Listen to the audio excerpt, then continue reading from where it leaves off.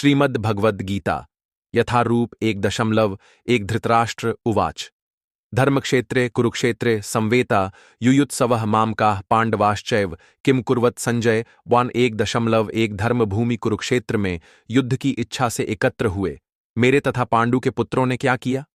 परपोट भगवद्गीता एक बहुपठित आस्तिक विज्ञान है जो गीता महात्म्य में सार रूप में दिया हुआ है। इसमें यह उल्लेख है कि मनुष्य को चाहिए कि वह श्री कृष्ण के भक्त की सहायता से संवीक्षण करते हुए भगवद्गीता का अध्ययन करे और स्वार्थ प्रेरित व्याख्याओं के बिना उसे समझने का प्रयास करे। अर्जुन ने जिस प्रकार से साक्षात भगवान कृष्ण से गीता सुनी और उसका उपदेश ग्रहण किया, इस प्रकार की स्पष्ट अनुभूति का उदाहरण भगवद्गीता में ही है। यदि उसी गुरु परंपरा से निजी स्वार्थ से प्रेरित हुए बिना किसी को भगवद्गीता समझने का सौभाग्य प्राप्त हो तो वह समस्त वैदिक ज्ञान तथा विश्व के समस्त शास्त्रों के अध्ययन को पीछे छोड़ देता है।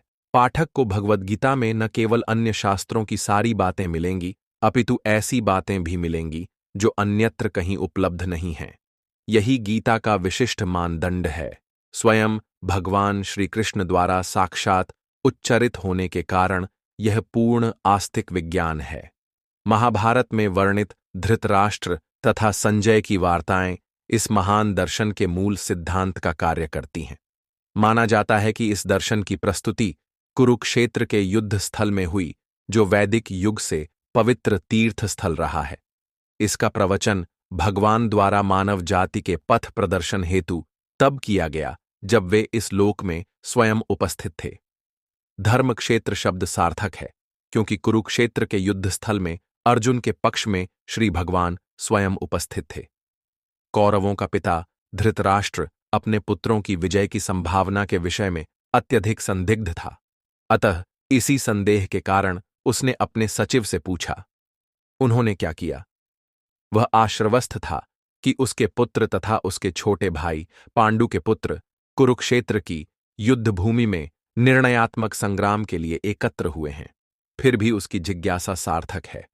वह नहीं चाहता था कि भाइयों में कोई समझौता हो, अतः वह युद्ध भूमि में अपने पुत्रों की नियति, भाग्य, भावी के विषय में आश्वस्त होना चाह रहा था।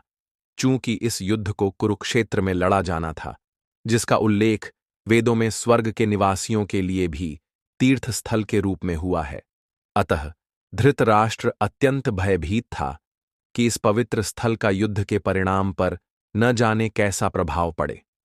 उसे भली भांति ज्ञात था कि इसका प्रभाव अर्जुन तथा पांडु के अन्य पुत्रों पर अत्यंत अनुकूल पड़ेगा क्योंकि स्वभाव से वे सभी पुण्यात्मा थे। संजय श्री व्यास का शिष्य था, अतः उनकी कृपा से संजय धृतराष्ट्र ने उससे युद्ध स्थल की स्थिति के विषय में पूछा। पांडव तथा धृतराष्ट्र के पुत्र दोनों ही एक वंश से संबंधित हैं, किंतु यहां पर धृतराष्ट्र के वाक्य से उसके मनोभाव प्रकट होते हैं। उसने जानबूझकर अपने पुत्रों पर धृतराष्ट्र के वाक्य से उसके मनोभाव प्रकट होते हैं। उसने जानबूझकर अपने पुत्रों को कुरु कहा और पांडु के पुत्रों को वंश के उत्तराधिकार से विलग कर दिया। इस तरह पांडु के पुत्रों अर्थात अपने भतीजों के साथ धृतराष्ट्र की विशिष्ट मनःस्थिति समझी जा सकती है।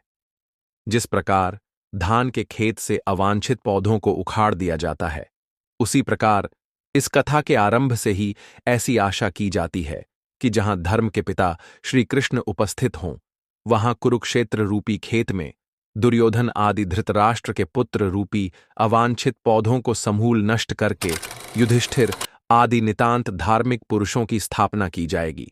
यहां धर्मक्षेत्र तथा कुरुक्षेत्र शब्दों की उनकी ऐतिहासिक तथा वैदिक महत्ता के अतिरिक्त यही सार्थकता है।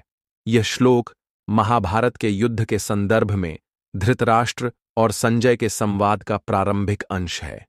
इसमें धृतराष्ट्र की मानसिक स्थिति, उनके संदेह और युद्ध के परिणामों को लेकर उनकी चिंता स्पष्ट होती है। धर्म क्षेत्र कुरुक्षेत्र शब्दों का गहरा अर्थ है, क्योंकि कुरुक्षेत्र केवल युद्ध भूमि नहीं बल्कि एक पवित्र स्थान भी है जो धर्म और अधर्म की परीक्षा का केंद्र बन गया। धृतराष्ट्र के प्रश्न से यह स्पष्ट होता है कि वे अनिश्चितता से घिरे हुए हैं। वे जानते हैं कि उनके पुत्र अधर्म के मार्ग पर हैं, जबकि पांडव धर्म के समर्थक हैं। इसलिए वे यह जानना चाहते हैं कि इस धर्म क्षेत्र में उनके पुत्रों ने क्या किया।